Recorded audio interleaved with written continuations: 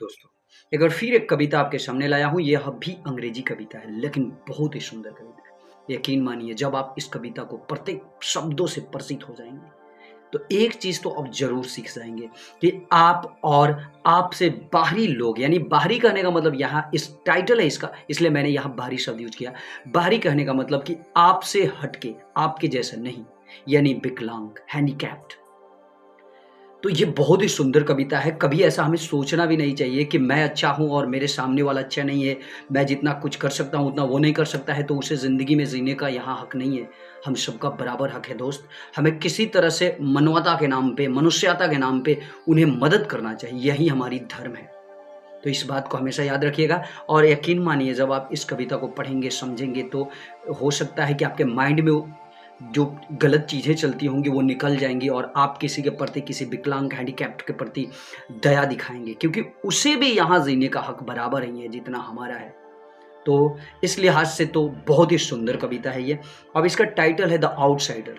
Outsider का मतलब अपने हिसाब से दे सकते हैं। आउटसाइडर का मतलब हो सकता है बाहरी, गैर, अलग। अब इसका राइटर कौन है? तो अभी तक मैं सर्च करके पता लगाने की कोशिश किया, लेकिन मुझे पता नहीं चला।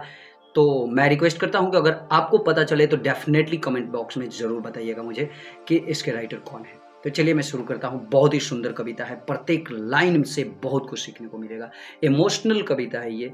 आप अगर सुनेंगे तो डेफ़िनेटली इमोशनल हो जाएँगे, क्योंकि ये कुछ अलग टाइप का लिखा ही गया है कि विकलांग को हम किस तरह सताते हैं, ऐसा नहीं करना चाहिए। बहुत सारे लोग ऐसे होते हैं कि वो अपने जैसा नहीं समझते हैं।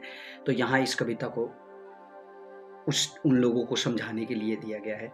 अब रही बात कि अंग्रेजी में है, हिंदी में कैसे, तो मैं आपको एक्सप्लेन करूँगा पूरी तरह से हिंदी में। ध्यान से सुनिए, टाइम और वेस्ट ना करते हुए आगे बढ़ा जाए। इसका थीम है कि एक लड़की एक व्हीलचेयर पे बैठी है, पूरी तरह से वो हैंडीकैप्ड है और अपने दर्द को बयाँ कर रही है। कैसे बयाँ कर रही है आप सुनिए। I am handicapped and wheelchair bound. मैं विकलांग हूँ और मैं व्हीलचेयर पे बंधी हुई हूँ, बैठी हूँ।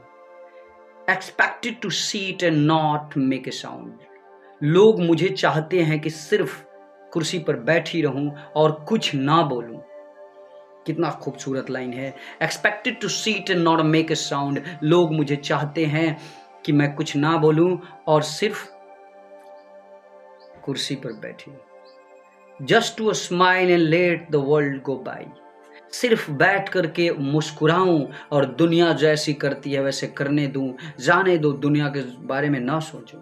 With saintly patience and never शाई। साधु की प्रवृत्ति अपने अंदर डालूं, साधु जैसा बन जाऊं। एक कराह भी ना लूं, यानी कि कराहूं भी ना, साई का भी आवाज ना करूं। लोग मुझे ऐसा ही एक्सपेक्टेड करते हैं।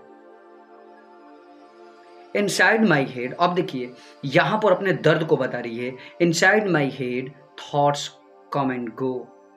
मेरे भी दिमाग में आइडियाज, थॉट्स, विचार उत्पन्न होते हैं और आते हैं और जाते हैं। Ideas are born which long to flow. मेरे भी दिमाग में आइडियाज उत्पन्न होते हैं और चाहते हैं वो आइडियाज कि वो भी आप ही की तरह फ्लो हो, बहे, किसी से बात करे। Flow from the lips and link with me with others. मेरे जो दिमाग में आइडियाज़ आते हैं, ये आइडियाज़ चाहते हैं कि होठों से निकल करके किसी व्यक्ति से बोलूं, उनसे संपर्क बनाऊं, उनसे बातें करूं। But what sounds strange as no one bothers.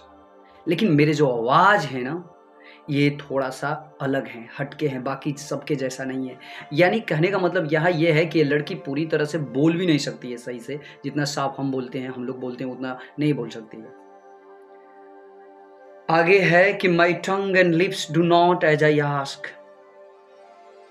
मेरे जो जुबां है, मेरे जो ये आवाज़ है, ये लिप्स है, जो आवाज़ है, जुबां है, वो जितना मैं चाहती हूँ उतना नहीं बोल पाते हैं। जैसा मैं चाहती हूँ ऐसा नहीं बोल पाते हैं। I can not perform the simplest task. और जितना आप कर सकते हैं मैं उतना नहीं कर सकती। मैं एक साधारण काम भी सही से नहीं कर सकती, क्योंकि मैं हैंडीकैप्ड हूँ। But I have a mind and I am still there।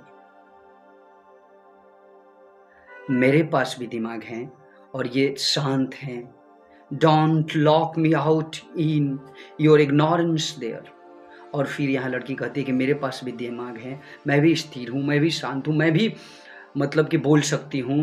And don't lock me out in your ignorance there. अपनी अज्ञानता से मुझे कहीं लॉक मत करें, कुछ मुझे छोड़े मुझे अकेला में मत छोड़ें। टॉक दो आई सिम नॉट टू अंडरस्टैंड। भले आपको ऐसा लगता हो कि मैं ना समझूं, लेकिन फिर भी आप बोलिए, मुझसे बातें कीजिए, टच मी, मुझे छुइए, इंक्लूड मी, मुझे अपने कामों में शामिल कीजिए, होल्ड माई हैंड, मेरे हाथ को पकड़िए, मुझसे हाथ मिलाइए। I am alive and I have time to keep. मैं जिंदा हूं, मेरे पास समय है आपसे बातें करने के लिए, मेरे पास समय है आपको देने के लिए। Let me save in the life I was given to live. Let me share in the life I was given to leave.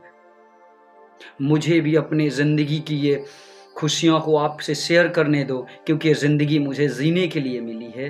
तो फिर क्यों मुझे एकांत में ऐसे छोड़ देते हो, मुझसे क्यों एक्सपेक्ट करते हो कि मैं सिर्फ बाउंडेड चेयर पे बैठी रहूं। कितना खूबसूरत ये कविता है। इस कविता को आप समझकर पढ़ करके डेफिनेटली बहुत कुछ सीखेंगे। नमस्कार, जय हिंद।